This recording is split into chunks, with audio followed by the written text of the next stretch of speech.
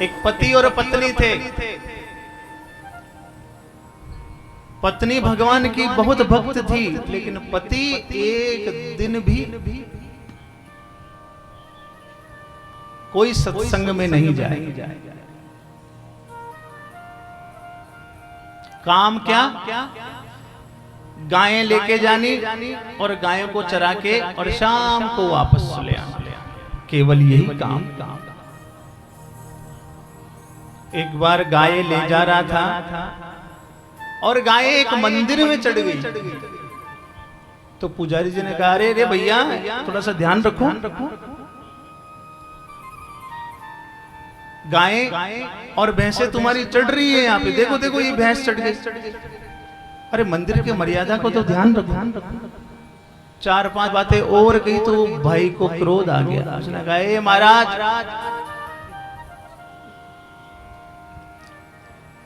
अपने मारवाड़ में था, मारवाड़ी में कहा, ए महाराज ये तो डांडा है लिए चढ़ गया। ओ बंदो अतरो बड़ो हो गयो, आज तक मंदिर पर नहीं चढ़ी।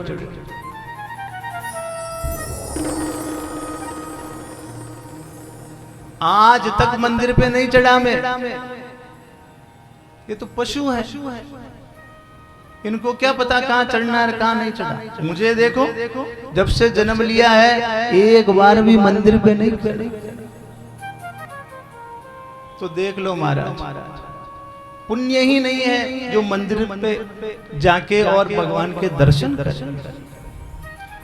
उसकी पत्नी जो थी भगवान की बड़ी भक्त थी। एक बार कोई कथा का आयोजन हुआ, वहां पे जबरदस्ती लड़के रोज लड़ती कि मंदिर जाओ कथा सुनने जाओ, और पास में ही कोई कथा शिव गंगा पास में ही आ गई। तो कहा, रे पास में ही है, जाके कम से कम सुनो तो सही। आदमी सब कुछ सहन कर सकता है, लेकिन पत्नी के ताने सहन नहीं कर सकता। परेशान हो गया, अब तो जाना ही पड़ेगा। पत्नी ने कहा, जब तक नहीं जाओगे आपका खाना पीना बंद।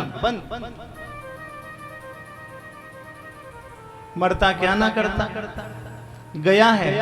और जाते ही जो ही कथा में आए हैं सबने देखा, रे आज सूरज किधर से निकल गया। तो सबने कहा, आइए आइए आइए आइए। जो ही आए और कहा, बैठिए बैठिए बैठिए बैठिए। खंबा अच्छी तरह से देखा, यजमान की जय हो। कूलर ही कूलर चल रहे थे, ठंडी हवा आ रही थी और भोजन प्रसाद करके आए थे। तो जो ही कूलर की हवा लगी और नींद आ गई। 5-6 घंटे कब निकले कोई पता नहीं। आरती हो गई, पुष्पांजलि हो गई, प्रसाद लेके सब जा रहे हैं। धीरे धीरे धीरे सब चले गए। लास्ट में जो गिद्दे उठाने वाले हैं वो ही बचे, भाई हम सफाई कर दें। तो जो ही बंदे की नींद खुली है और उस भाई को क्या कहा, जाइए जाइए जाइए। घर जो ही गया और पत्नी ने कहा, भाई आप सुन के आ गए कथा के? हाँ सुन के आ गए। क्या सुना आपने?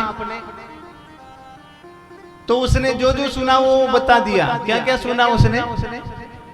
आइए आइए आइए, बैठिए बैठिए बैठिए, और जाइए जाइए जाइए।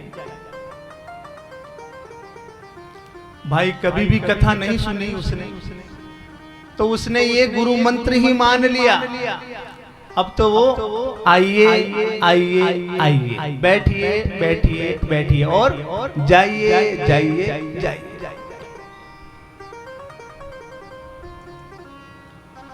पत्नी ने सोचा, अगर मैंने मना कर दिया ना तो जो आस्था बनी है ना वो भी बिखर जाएगी वापस। तो जैसा करते हैं वैसा ठीक है। कम से कम कथा में जाने के बाद कुछ तो पल्ले पड़ा। और इसी मंत्र को मान के और रटने लगे। रटते रटते 2-4 दिन हो गए। रात्रि काल में उनके यहां एक चोर आया, और जो ही चोर आया है और उधर जब सब सो जाते तब वो गुरु मंत्र बोलता ही रहता। तो जो ही चोर आया और वो बोलने लगा, आइए आइए आइए। चोर ने सोचा, रे मुझे देख लिया, अब तो यहां से भागना चाहिए। तो जो ही जाने लगा और उस भाई ने कहा, बैठिए बैठिए बैठिए।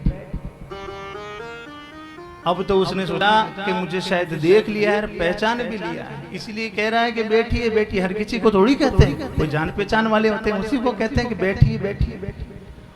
उसने सोचा शायद मेरा चेहरा देख लिया, ये मेरे को जानते हैं, इसलिए कह रहे हैं कि बैठिए बैठिए बैठिए। लेकिन फिर भी इतना डर लगा उस चोर को कि वो तुरंत ही जाने लगा। तो उस भाई ने तुरंत पहले वापस कहा, क्या जाइए जाइए जाइए। अब तो और घबरा गया चोर, और उसने जो भी चोरी की थी सारा धन लेके और महाराज उसके चरणों में लाके रख दिया कि हमें क्षमा करना, और ये जो भी है ये सब आपको समर्पित। लाइट जला के देखा तो धन के ढेर ही ढेर पड़े। जितनी भी चोरी की थी सबका सब लेके आ गया, और कहा कि हम आपसे क्षमा मांगते हैं, और हमारी ये बात किसी से मत कहना कि इसने चोरी की है। ऐसा करके और वो चोर भाग गया। उसकी पत्नी को जब ये बात पता चली तो कहा कि देखो, कथा में एक दिन जाने से भगवान कितनी कृपा करते हैं कि हमारे यहाँ जो अन्न धन के लाले पड़ते थे, भगवान शिव की कृपा से अन्न धन के भंडार भर गए। तो भगवान की कथा कहने का अभिप्राय यह है कि हम भगवान की कथा में जब भी जाते हैं हमें कुछ न कुछ मिलता ही है। और उस भाई ने श्रद्धा भक्ति के साथ कथा सुनी। कथा तो क्या सुनी, आके सो गया था वो, लेकिन जो कुछ भी भगवान का प्रसाद लेके गया, उस भगवान के प्रसाद में देखो कितनी शक्ति है। इसीलिए हमें कथा बड़ी ही ध्यान पूर्वक सुननी चाहिए। तो बात चल रही थी श्रोता की। पहला श्रोता